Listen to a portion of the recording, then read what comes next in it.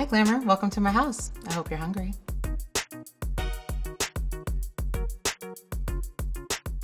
My name is Courtney Fletch. I'm 25 years old and I live in Jersey City, New Jersey.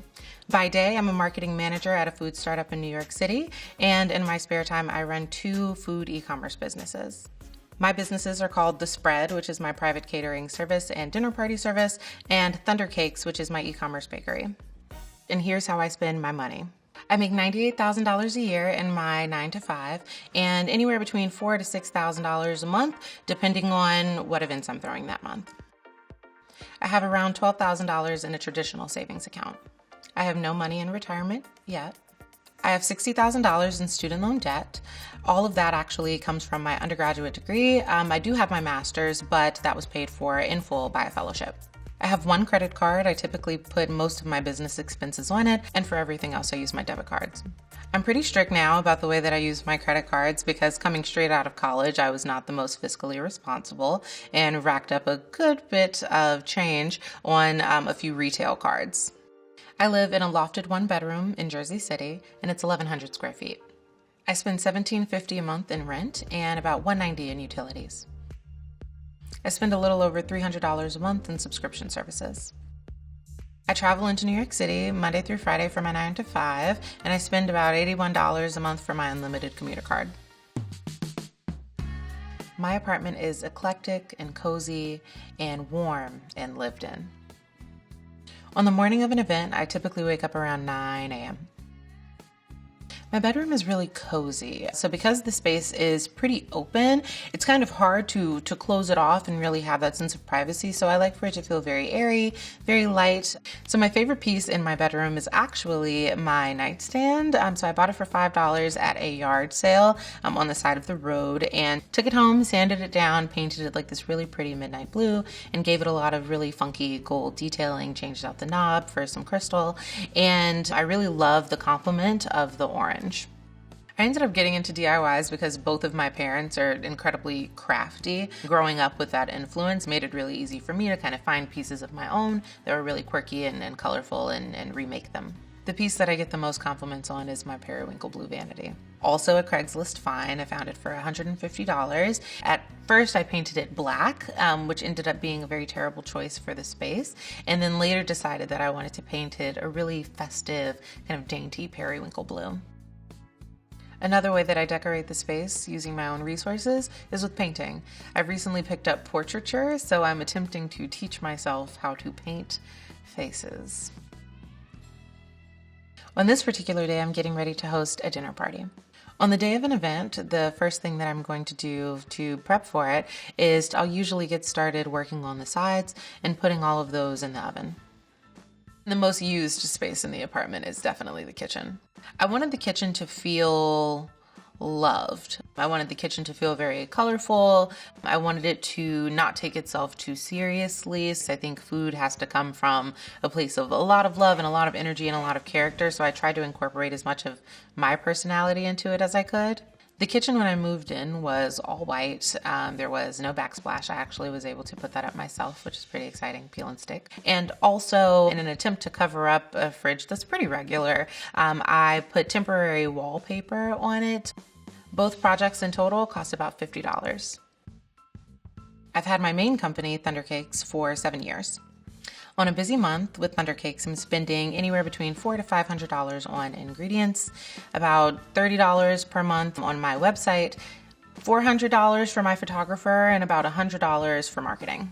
Every so often, I'll have the need to hire a courier service to handle deliveries that are too large for me to deliver myself, and I typically end up paying somewhere between $100 to $250, depending on the size of the order. Each cake sells for about $40, and I typically make $30 profit per cake. In a busy month, I'm typically popping out about 200 orders. I started the sister company to Thunder Cakes, which is The Spread, about a year ago. Per event, I'll spend about $550, maybe $600 to feed about 30 guests. The smallest dinner party that I've had so far was for 6 guests, and the largest was for 50, so it really depends on the event and the occasion. The liquor and wine costs associated with that are typically, like almost always, $200 each. I typically spend about $300 per event for my tablescapes and decor. There are no location fees because I host here. I charge between $60 to $70 per ticket, and I usually come out of the event with about $1,200 in profit. My other business expenses are about $300 a year to maintain my food processing license and $299 a year for my liability insurance. In the future, I'll be spending about $250 a month to rent freezer and refrigerator space at a commercial kitchen nearby. I love working out of my kitchen, but I'm getting to the point where I really have to expand into a more professional space. I really wanted an ode to spices in my apartment. I wanted to be able to display my love for all the spices that I use, and so I put them on a rack and purchased all of them from one company, which sources a great deal of their spices from Africa, which I think is pretty cool. Spices can be moderately expensive, especially if you want to invest in quality. At some point in the very near future, I plan on upgrading my current oven. So I am hoping to get a really beautiful stainless steel one that will allow me to kind of optimize my baking. One appliance I definitely wish that I had was a dishwasher, but I also really enjoy washing the dishes by hand after each of the parties. It's pretty therapeutic for me, actually. So truth be told, I really don't mind. I spend a lot on flatware. I also spend a lot on my cooking appliances. So I feel like that's definitely, if ever there's a place to invest in your pots and pans, and definitely in your knives, and of course in your flatware. Now we've got about 4 to 5 hours before the start of the event, and I've got a little bit of downtime. I'll typically spend that time sitting on the couch, rewatching Scandal, scrolling through Twitter, or maybe if I have a little bit of time, I'll start on a DIY project. So my living room is actually the opposite of my bedroom. If my bedroom is warm and cozy, then the living room is kind of cool and collected. There's a lot of mixed metals and cool colors, and I really wanted it to feel kind of like sexy. My favorite piece in the living room is absolutely my green velvet couch. I also really wanted to start investing in pieces that I felt like I'd carry with me into my future homes and would also match with all of the other furniture that I've either DIY'd myself or have been collecting throughout the years. A reoccurring theme in my apartment is definitely texture. So the blue velvet wall kind of came to me kind of in a dream. I just wanted something that felt like very lush and kind of sophisticated, and just me and my staple gun. Now I move on to prepping drinks.